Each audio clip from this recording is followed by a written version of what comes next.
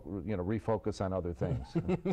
Yeah, and certainly that would be that would be a happy problem. Yeah, I do not envy anybody who has to regularly work with that tax code and try to figure their way through that maze. It is absolutely incredible. I do run my own business now, and I have a good CPA, and I try to organize things for her, but just the amount of effort and energy that it takes for me to try to be in compliance is amazing. And in a previous life, I was a corporate employee. Simply got the paperwork, the W-2s at the end of the year. Had a very uncomplicated financial life, and every year it was, you owe us $50, we owe you $75. It eventually got to the point where I just said, I don't have time for this, and even I ended up outsourcing it. I'm not the smartest guy in the world, but I'm also not the dumbest. And if I had trouble doing it, I can't even imagine. I can't imagine for people that have multiple businesses or whatever what that situation must be like. For those of you that are enjoying this discussion, and maybe want to learn a little bit more about maybe this fair tax, maybe want to get tuned into this discussion a little bit. At the end of the show, we are going to have a list of web resources and things for you to access and be able to take a look at. But for right now, if you're interested in learning more about the Libertarian Party, what we stand for, you can go to our website, which is www.jaxlp.org, also the National Libertarian website, www.lp.org. And in terms of the fair tax movement, fairtax.org, fairtax.org, will get you hooked into some good information on the fair tax, read a little bit more about it, and learn a little bit more about this important topic.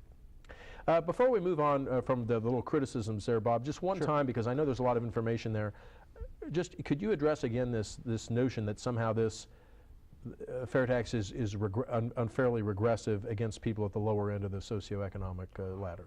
Well, that's usually an argument made by people who don't understand the relationship of the consumption tax and the prebate. The prebate takes away the regressiveness, so you cannot make the claim. People who are going to buy larger yachts and things like that are going to pay much more tax. That's just the fact.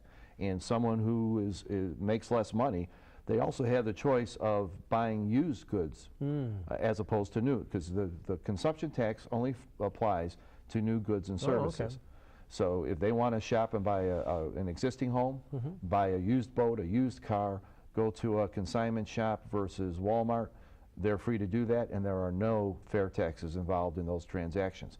The whole concept is the fair tax is only paid once. Right. When the product or service is brought to market to the ultimate consumer, it's just taxed once. Gotcha. From your involvement in fair tax, Bob, I mean, we mentioned that you could expect who some of the opponents of this would be. The people who have vested interest in the current system or policy.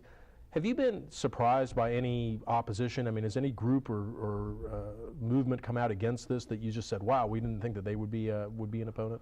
Not so much opposition, but I would think that the business community, as a general rule, specifically in targeted areas, they are the farm folks, agricultural folks are way ahead on this.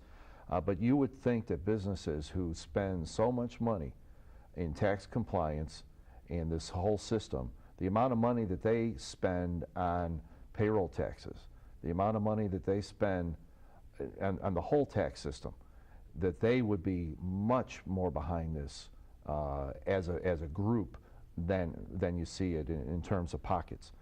Most of the people who are for and against are kind of falling along the usual suspect lines, so to speak.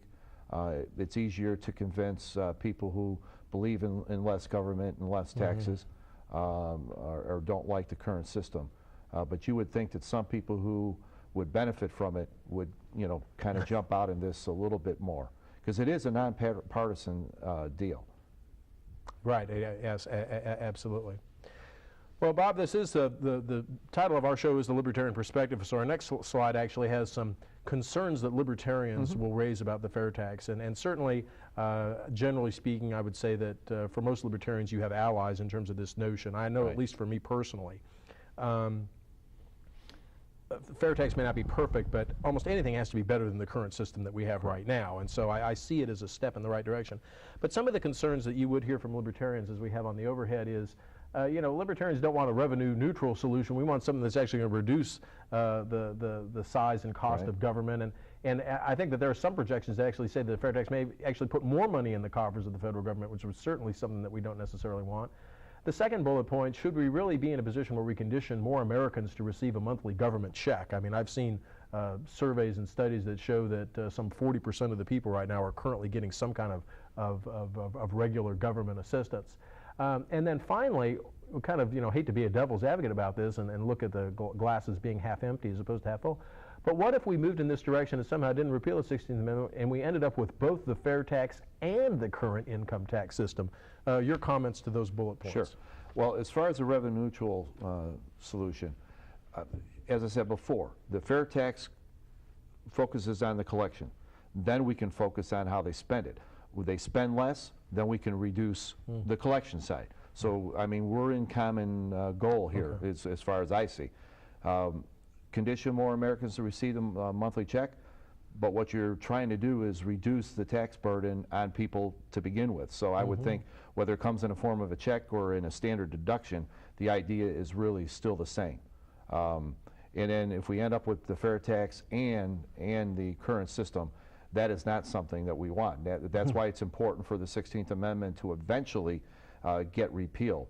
The current legislation for the fair tax has a 7-year sunset provision, so that if it is not repealed by then we revert back to the income tax. Okay. Okay. Yeah. So some of those concerns that people have had, been addressed okay. in the terms of the bill that. with a sunset provision, so that there is a target. Well, fantastic, fantastic.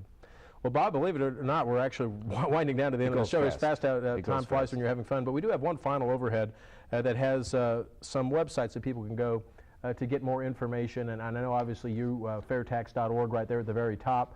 Some of the other ones are more kind of research-based, the Cato.org, Heartland.org, and the National Taxpayers Union.org. The NTU site has some particularly chilling statistics in terms of the current tax burden, who's paying, and things along those lines.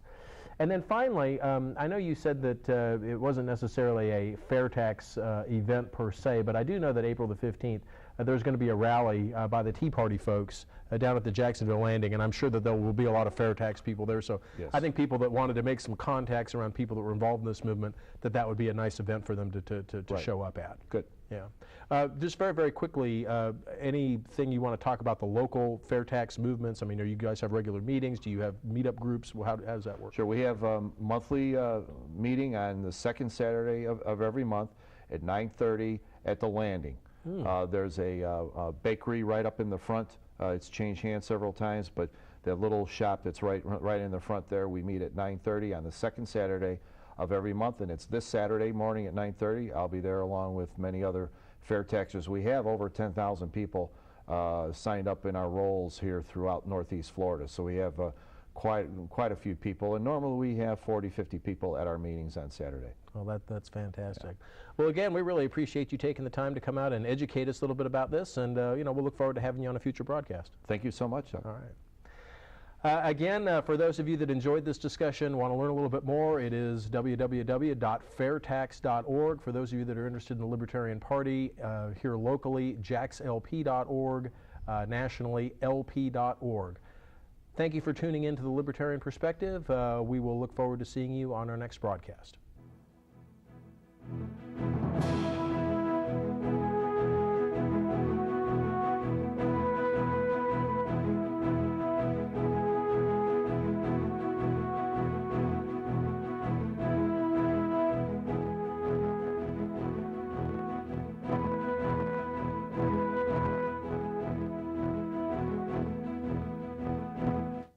This is Sarah, or as her friends call her, Sarah the Saver. She's constantly looking for ways to save money.